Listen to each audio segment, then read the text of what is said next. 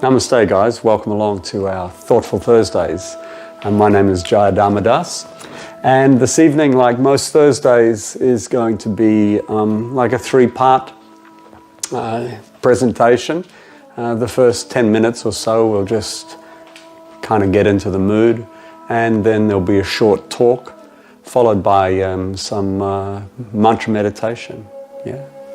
So why don't you just sit comfortably, or you can lie down if you're really tired. That's fine as well. All right. You might drift off. You might sleep. That's okay. You can always come back and listen to this later if you're interested. Right. So you might be propped up against a wall.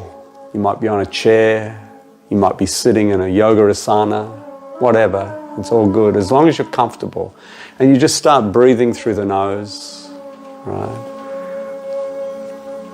Perhaps sighing out, a sigh of relief, as they say, right? Softening your face. And just tuning into this very pleasant music in the background.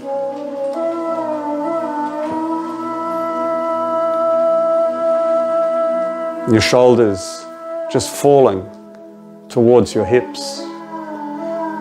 Your face softening. And you try and establish, a gentle rhythm with your breath. And you try and put all that is troubling you to one side so that we can really sort of, dive deeply into this evening.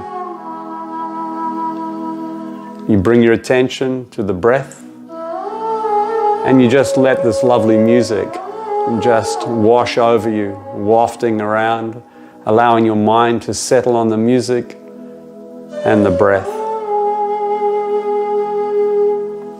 No force, no strain.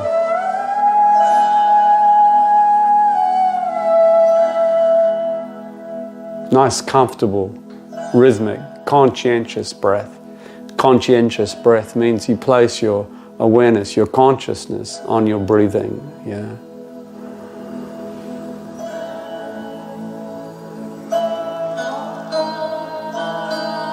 Then you can say to yourself, if you like, I'm aware that my body is breathing in and my body is breathing out. And the purpose of this is to establish the fact that there is a silent, dispassionate observer observing the body breathing in and out. And of course that is you, the witness of the body, right? The witness of the body aging from childhood to adulthood, perhaps beyond, right?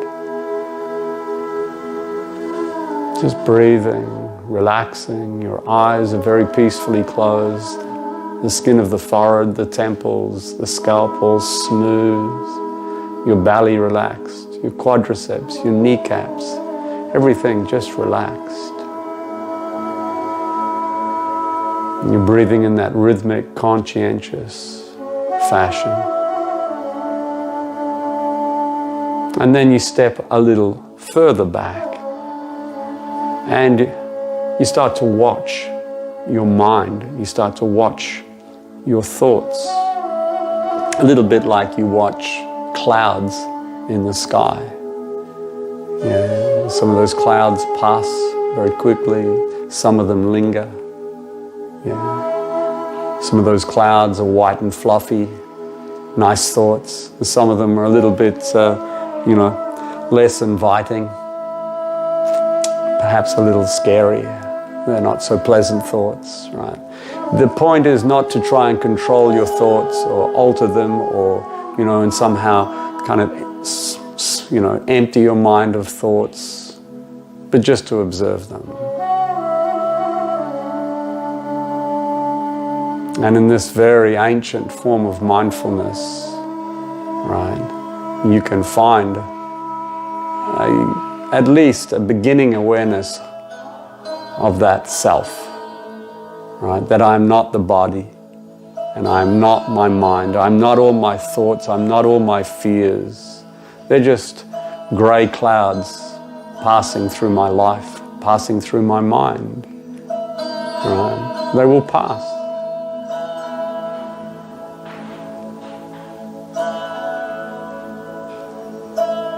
Just breathing rhythmically. In a little moment, we're going to add the mantra Gauranga to our breath. The guys who are doing the background, the technical stuff, they'll put the mantra below so that you can read it. Yeah. Gauranga. So as you breathe in, I would like you to start repeating that mantra just silently to yourself. And as you breathe out, again, silently repeating to yourself the mantra Gauranga. Your awareness now is not only on the breath and the music, but more at the forefront is the mantra.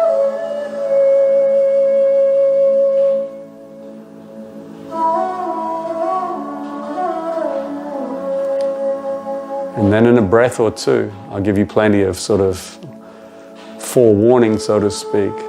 We'll chant the mantra out gently, out aloud, yeah? And so breathing in, and just a couple of rounds of this audible Gauranga mantra meditation, breath meditation. Breathing out, Gauranga.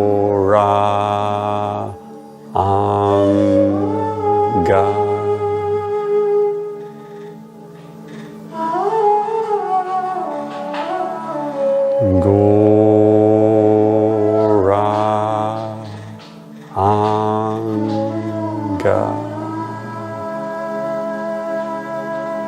Last one, yeah.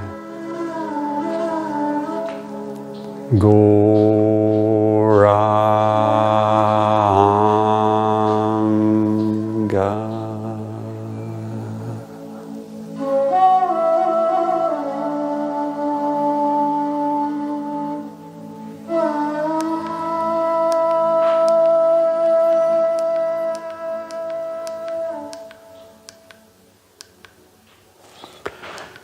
So, perhaps you're a little more relaxed now. I'm not sure. The topic that we're going to talk about tonight, I stole the line from a friend's lecture that I heard some time ago. And in that lecture, he asked some of his students, what sort of person would you like to be? So, I ask you that question. What sort of person would you like to be? And of course, a good starting position for that question is really the very confronting question, what sort of person are you now? And of course, the person you are now is a function of many decisions that you've made in the past. And those decisions have delivered you to the state that you're in, for good or for bad. Or maybe it's a blend. Right. Decisions are incredibly important. If you drill down into the definition of decision, right? There's differing decisions, differing interpretations, right? But essentially, an individual, the decision maker, is presented with some options, and then based on that individual's values and the beliefs springing from those values, a decision is made, yeah, a selection, all right? And so decisions really are based on values. And clearly, when you look around at just about any jurisdiction in the world, there is a lot of very poor decision-making going on, because, you look at the prison populations anywhere practically in the world, and they're just teeming, overflowing, right? just overflowing. And we don't even have to look to the prison populations, because pretty much all of us have been subjected to a crime or some injustice or some form of discrimination, right? So, what to do about that, right? What do they do about it? Well, first of all, they punish people who make poor decisions, and, you know, fair enough, because those poor decisions, they cause grief to other people, right? But whilst those inmates are in the care of the correctional service, you know, authorities, it seems that those individuals aren't given, you know, many of the tools that they really need in order to make good decisions going forward. And I say this with, you know, it's disappointment, and I'm not trying to be critical of those authorities, right? But the reoffending rates are pretty high. You know, it's called recidivism, right? In Australia, it's 50%. In America, it's a lot higher. It's 75%. And that's just the tip of the iceberg. In fact, the prison population is the tip of the iceberg. They're the guys that got caught. Yeah, they're the really bad decision makers. They're the guys that got caught doing something bad that warranted, you know, police resources. And the reoffenders are just the tip of the reoffending as well. And so, you know, they're making these decisions, very poor decisions, and it's unfortunate. Governments around the world over the last 100 years, especially in the West, have been quite successful at reducing the rate of, or the amount of material suffering. But very little has been done to reduce the incidence of suffering from, I guess we'll call it the lack of moral intuition. And this is for a number of reasons, right? The governments, they don't like to deal with things like morality. They don't like to deal with values, codes of conduct, call it what you like. All of those words are similar. There is some difference in meaning, but, you know, for the sake of this talk, I'm going to use them interchangeably, right? Why don't they like to deal with that? Well, let's face it, some of the, you know, the leaders around the different governments in the world, they don't have those values themselves, so it's a bit confronting for them, right? But it kind of smacks of, you know, religion, and of course that's a bit of a taboo subject, right? Whereas these things, morals, ethics, values, codes of behaviour, aren't necessarily inherently religious. They're not religious at all. They have formed the background, the backbone of many religions, but they speak to our humanity. And in some ways, it is what, you know, these values is what separates us from the animal kingdom. Yeah. The other reason that they don't address this very effectively is because it's not that fashionable, right? The last 60 years or so, the idea of values has just sort of lost its value. It really has lost its value. You can see this in many facets of society, right? But, you know, one obvious one is, you know, the Nobel organization in Scandinavia, I think, right? They bestow about 6 Nobel Prizes every year, right? And only one of those prizes, fortunately it's the most famous one, right, has a ethical dimension to it, and that is, of course, the Peace Prize. So what is left for the authorities? You know, they deal with it through a rules-based system. They deal with it through our criminal justice system, right? And I did a little bit of homework before I got in front of the camera, and I saw one commentator, he said, this is legislated morality, and I thought, interesting. And of course, that's the case, right? If there is no sort of internal controls, values, you don't have a good, you know, moral compass, a good, you know, that north-facing compass, right? Your true north, right? Then they're going to be imposed. But the trouble with this extrinsic rule-based system is it's pretty feeble. The rules in themselves are, pretty strong, and there's lots of punishments, and, there's a great deal of threat there.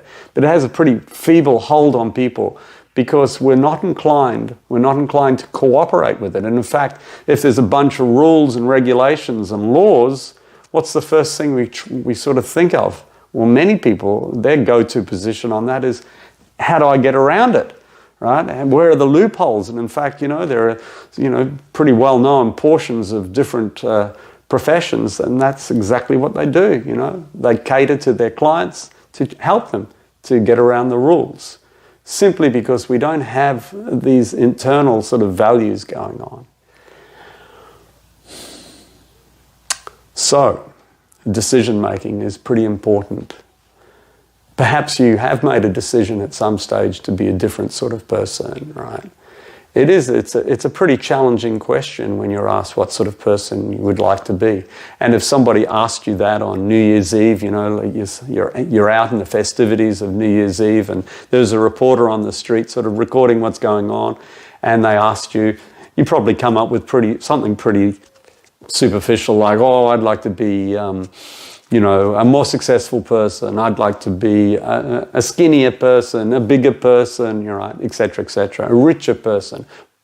And occasionally you might have a thoughtful person who might say, I'd like to be a nicer person. And I think that would be in the minority.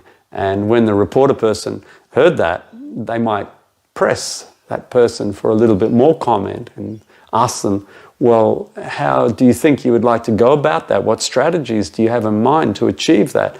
And then, of course, everybody starts giggling and joking and just goes on with their New Year's celebration, because that is a pretty hard question to answer, yeah. So I'm not trying to put you on the spot. Let me help you, right? Let's just say you have an ideal friend. Right. What is an ideal friend? Let me help you again, paint the picture of, perhaps an ideal friend. An ideal friend for me, at least, somebody who is very generous with their time and their resources. Let's say you've done something pretty dumb. It's dumb. There's going to be complications and repercussions from it. And you go to your friend, or you ring him or her up, right? Because in the past that they've helped you, and they don't mind helping you. In fact, they like you. You feel that connection, right? And they don't judge you. That's pretty much one of the first things. They don't judge you, right? You can dump all your junk on them, and they don't judge you. They already know you. They know your bad habits, right? So it's not going to really shock them, right? So they listen. Again, they're generous with their advice. If you want some, they're sensitive to, where you're at with this problem. Do you want any advice, etc., right? They help you. And if you have somebody like that, and you probably have somebody like that in your life, you really appreciate it, right? But let's say you did something especially dumb. Especially dumb would be something like you offend that really good friend, right? You offend that friend or somebody connected, a member of their family, right? And you think, oh my God, that is, that's terrible.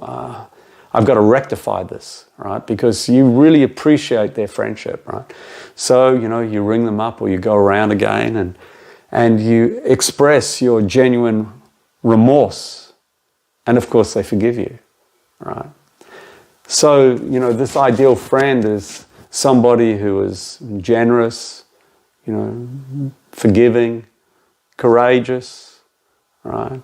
Has a lot of honesty, right? These are all, these values, these virtues, these, character traits that we are drawn to. We're drawn to those things. In fact, those people that you say, they're my rock, yeah? Why are they your rock? Because they have all of these wonderful values, right? So perhaps you might think, that's the sort of person I want to be. I want to be like that, right? Not only for myself, so that I can make really good decisions, right? But also for my family and my friends who, I've kind of let down in the past, right? And as soon as you've made that decision, your mind will kick in, right? And say, no, you can't do that. You know, that friend, John, Christine, whatever her name is, right? They're really smart. They've been to university, right? They come from a good family. I'm not smart. I don't come from a good family. I come from a broken family. They've got a really good job because they're smart and they've got a good education. They can afford to be generous with their money, right? And that job doesn't take up all their time. You know, they can be generous with their time as well. They can be generous with their time, with their money, with everything. They've got a lot more qualities than me, right? I can't do that. Well, I'm here to tell you that you can. That ideal friend, it is true, they may be more of an evolved individual than you, right? But that is not to say that you cannot evolve. If you hark back to that mindfulness practice that we did 10, 15 minutes ago, and you are viewing the mind, you, that living being within, right?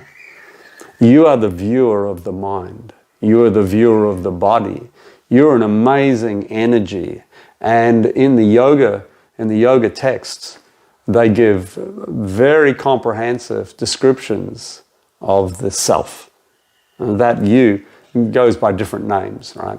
The self, the living being, the life force, right? And in the yoga system, it is called the Atma, right? Which literally means the self. And that self is described as eternal, right? When your body perishes, you do not perish, right?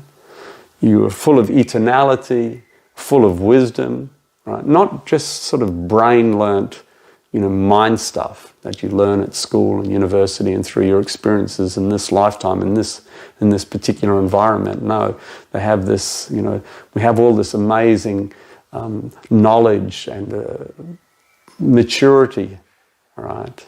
Emotional maturity, etc., right? We are full of happiness and blissfulness, right?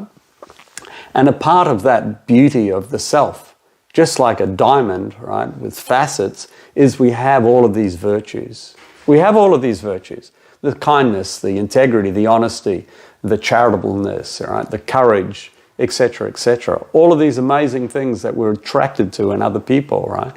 We already have them. They just need to be exposed, right, teased out. And how do you do that? Well, let me just give you a little bit of an analogy pretty quickly. You take some 16 or 17-year-old young guy, right? He's a real scrawny, skinny type of guy, yeah? And he stands in front of the mirror and he thinks, wow, this is a bit embarrassing, man. This is like, I'm never going to get a girlfriend. I'm just too scrawny, right? So he thinks, well, this New Year's, I'm going to the gym. So he hauls himself off to the gym. He gets a bit of money from his mum or his dad, right? And he hires himself a trainer, yeah? And if the trainer's any good, then the trainer will have, trained a bunch of guys, skinny young guys like this, and, he can see, the trainer can see the potential in the young guy, right? So he tells him, okay, you gotta work like this. You've got to do these sorts of exercises at about this sort of intensity, right? And you got to eat like this. You got to come and see me once a week. And in addition to that, you got to come to the gym on 2 other occasions per week. Okay, you got it? Right. So, the young guy, he gets it, and eventually he kind of gets it down and he stays with it, right? He's determined, right? He's determined to build that physique, so to speak. And it works, right? He's, 6-9 months later, he's standing in front of the mirror, probably not for the first time, but because, young guys who are trying to build a physique are always there, flexing and all that sort of stuff. And he sees, whereas previously there was just a flaccid sort of skin and very little muscle, now there's a bicep, right? Now there's the outline of a pectoral muscle, right? And, maybe I don't have a bowling ball for a shoulder, but hey, there's the shoulder muscle, right? And he's pretty happy. He's exercised it. So, at the moment, we may feel that in comparison to our ideal friend, we have, our qualities, our virtues are virtually, they're virtually not there, but they are. As I said, they are. They just need to be exercised, right? How do you exercise it, right? Well, you go to the gym called life, and you look for opportunities to, help people, to be nice, to suck up your frustrations, perhaps your anger, even if you've been, you had your buttons pushed, you've been provoked, right? You just suck it up a little bit. You exercise some control. You exercise some restraint, right? And this is not a sign of weakness, not at all. Not at all a sign of weakness, right? In fact, the people who have all of these amazing virtues, they're very, very strong people, right? They come from a place of deep,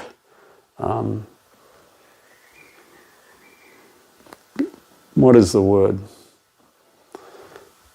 Deep strength and a great deal of calmness. They're not easily rocked. Right? At the beginning I said that the prison population was just the tip of the iceberg. The tip of the iceberg is like 10% of the whole thing. The other 90% is beneath the waterline. You can't see it, yeah?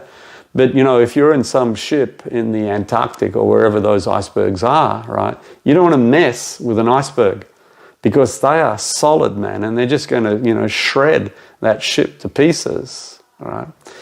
People who in this lifetime or in previous lifetimes have worked on their character, that's what they call it, right? Worked on building these virtues, right? They're very, very strong individuals, right? And they can navigate their way through life with apparent ease. They're not easily upset, right? The storms of life don't rock them around too much. But, for guys that are just tips, right? We're just, we haven't got that base, right? We're easily flustered. Right? We're easy to lose our temper, all of this sort of stuff. And it makes for a rocky life, a very rocky life. And it's very avoidable. But, it's fallen out of fashion over the last 60, 70 years, right? It's fallen out of fashion. It's kind of not cool. As I said, it's sort of vaguely religious, etc., right? So, at Christmas time, you sometimes hear a story, a nice story. Somebody's gone out of their way to help somebody do something nice, and it's splashed over social media and the regular news on TV, etc., and we all go, yeah, yum, that's nice, that's a nice thing. And it's sort of, the caption is sometimes something like, it's better to give than receive, yeah, and that's the one at Christmas time. And, we've all had some experience with this, hopefully. We've all done something for somebody, right? And we've experienced that feeling inside, that sort of, it's pretty hard to even describe it. It's sort of a feeling of satisfaction, a sort of a cozy, warm, nice feeling, yeah? When you feel those things, you don't want to forget them, right? You don't want to just dismiss them, because those feelings, it's sort of like opening a door, pushing a door open, and in gushes a whole bunch of light and warmth.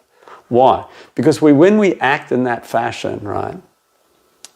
Because, the best way to experience these qualities, to explore them, right, is to actually experience them, right? When we push that door open, the door, it's just a crack, yeah? And the light and the warmth come in, and it's a doorway to the self, right?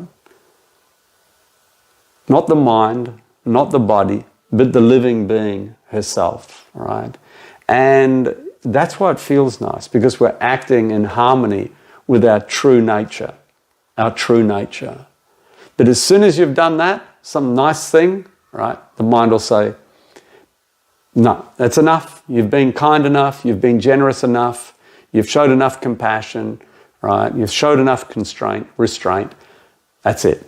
And then so you close the door. and you're back to your normal consciousness, which is, a bit self-centered, a little bit dark, because that door's closed, yeah, and a bit cold and kind of lonely, yeah. That was your mind. And of course, the mind doesn't just act on its own. The mind is being, in a sense, programmed by the messages coming through, the media, social media, schools, teachers, friends. Essentially, the messages. You're the most important person in the world. You're the center of the universe, right? You're the one that counts. In fact, they write books and sort of, they market this as a way to happiness. It's not. It's not a way to happiness at all, right? And, when you start to shift your focus from your so-called self, right, and to, outside, to helping people, you come into contact with these virtues and these qualities, and you feel the difference. You will feel the difference. Just like the young guy, he sees the difference, right? You're building a character. He was building a physique, right? So, again, when you experience them, don't forget them. And kind of, you picked a fight if you wanted to develop these virtues, right? And picked a fight with your mind. So you've got to stand up for it, because this is a real guiding principle. That light, that warmth, you stay close to it, and it helps you make really, really good decisions, right? Really good decisions. And when you make stunning decisions guided by truth, the truth of the self, right, then you have stunning outcomes. And the stunning outcomes are a life of peacefulness, harmony, and happiness. And that's really what people are looking for. And you might just want to call that quits there and think that's very nice, right? There is a way, of course, to ramp up this experience, right? And so we get back to the gym, and the young guy, he's got the definition going on, right? But he hasn't got much size, so he asks his teacher, okay, so I can see some potential here. I'm kind of excited, man. What can I do? So the teacher says, well, you take the protein powder, yeah, and you eat this sort of food, right? And, all his mates at the gym say, yeah, and on top of the protein powder, you get on the gear, and the gear, of course, is all that stuff like peptides and steroids and stuff like that, right? If you want to get on the spiritual gear, so to speak, right, and this is not for everybody, right? This is not for everybody. But if you do want to take this experience to the next level, right, you want to not just crack open that door, you want to actually just push it wide open, kick the thing down, get it off its hinges, and really get in touch with your true nature, which is what they refer to in yoga and philosophical books as self-realization. Then you need to get into yoga meditation, and in particular in this age that we live in now, which is a very dark age, right? The practice of mantra meditation. And mantra meditation, it soothes the mind, it cleans the mind, purifies the mind, right, of all the contaminants in there and all the social conditioning that we're subjected to and have been subjected to for, who knows how many lifetimes, right? And so it soothes the mind, it calms the mind down, and it directly nourishes you, that living being within. And when you get stronger due to the mantras, right, then the power of the mind diminishes dramatically, and you can live a very, very different life, right? So it all starts with a decision. Am I happy with my lot in life? Or would I like to, improve my opportunities and try to, achieve my potential happiness? Because we all have it. We just have to, work on it a little bit. So that's probably enough. I think I'll finish the session off with a little bit of mantra meditation, right? And again, the mantras, the guys doing the editing, they'll put them down below. But there's many of you, I'm sure, have done this before.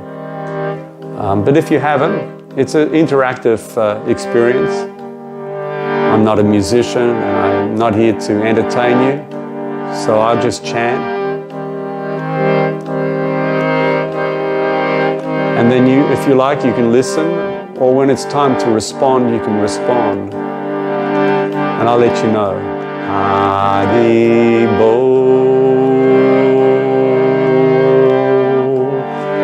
Nihitago,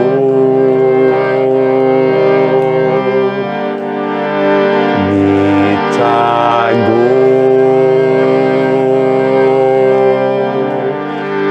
Haribo,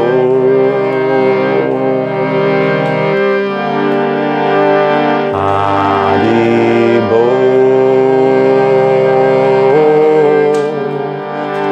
Nitago,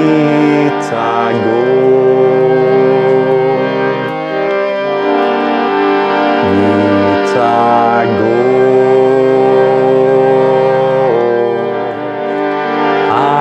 Haribo. You just come in when you like.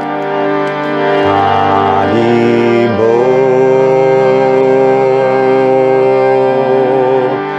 Nitago,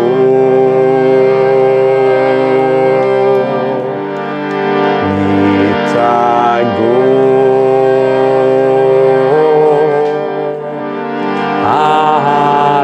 Haribo.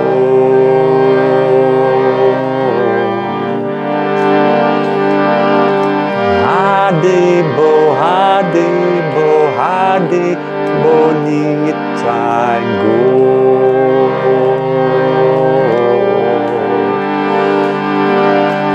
Nitago, Nitago, Nitago, Haribo.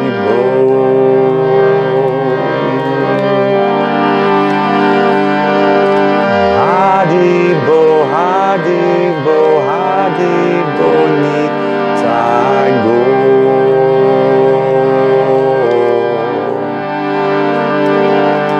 Nitago, Nitago, Nitago, Haribo.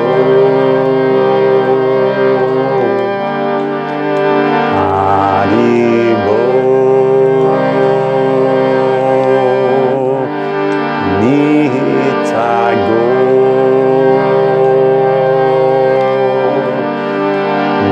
Nitago, Haribo,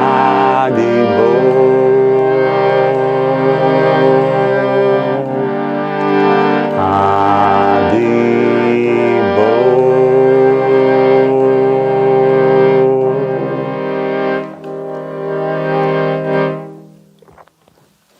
Well, thanks very much for your time, guys.